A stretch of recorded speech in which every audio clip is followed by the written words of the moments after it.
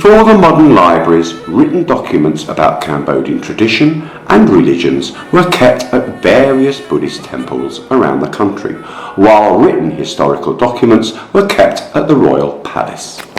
The first modern library was established in 1921. It was called Khmer Library.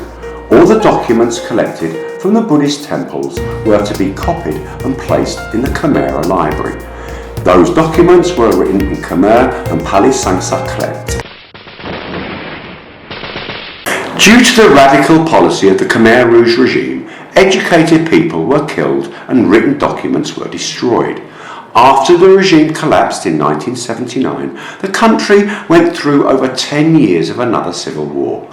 Due to the severe destruction during the Khmer Rouge period and the prolonged civil war, it has been very hard for Cambodian libraries to recover. Finally, political stability began after 1997, which has allowed Cambodia to pursue its development, including libraries. For 15 years, even though Cambodian libraries have been facing all kinds of constraints, they have made certain improvements. Now there are many classifications of libraries in Cambodia. The first type on the list is National Library. The purpose of the National Library is to collect, preserve and provide access to the nation's documentary heritage. It contains books, reports, serials and non-print items published in Cambodia, about Cambodia or by Cambodians.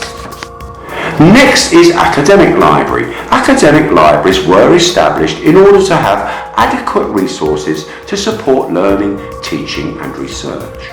The biggest academic library is the Hun Sen Library, located in the Royal University of Phnom Penh. Let's meet Vatanarot, the librarian of Hun Sen Library.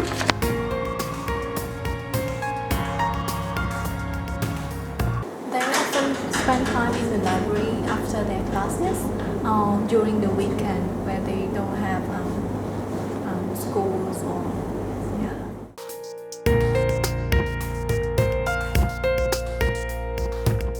They usually come here to read books. Some others, they come here to do the assignments, or they might have some group discussion with their friends in the discussion room.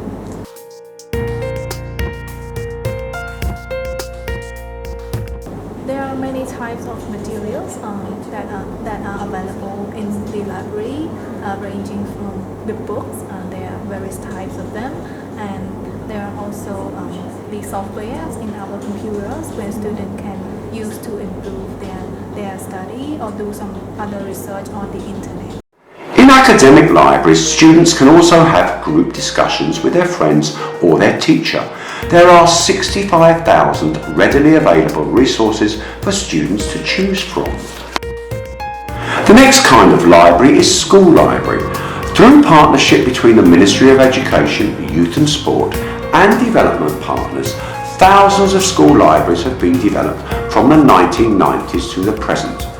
3,185 elementary schools out of 6,675 now have libraries, and 265 high schools out of 1,918 have libraries. Many students like Me Lee love coming to the library for different reasons.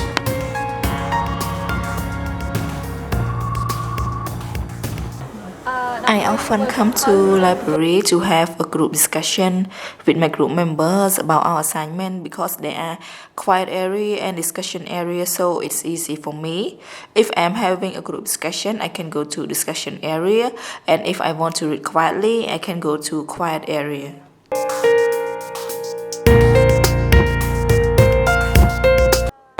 Every weekend.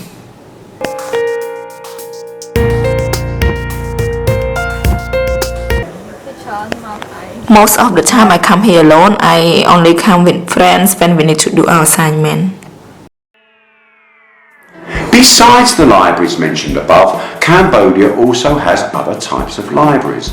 These include libraries housed at various government institutions, non-governmental organisations, that's NGOs, and international organisations, IOS, prison libraries and mobile libraries. Even though there are many types of readily available libraries as mentioned above, mobile libraries became convenient because people can enjoy reading outdoor in the park. There are many entertaining books for all ages, even for young children. If you go to the park in front of High Command Headquarters, Royal Cambodian Armed Forces, you will find Let's Read mobile libraries founded by Mr. Munish Siray.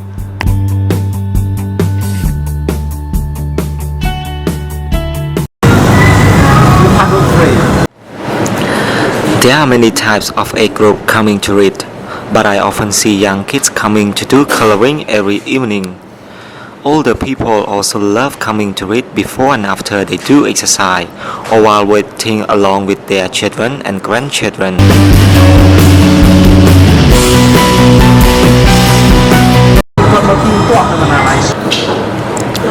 I don't guarantee that my mobile library is better than school libraries and whether people would benefit more from it. However, more and more people are coming to read and borrow books from my library every day. Lastly, in school library, people are asked to behave properly, but they don't have to behave in certain ways. When they read at mobile library, it's a lot more convenient, isn't it?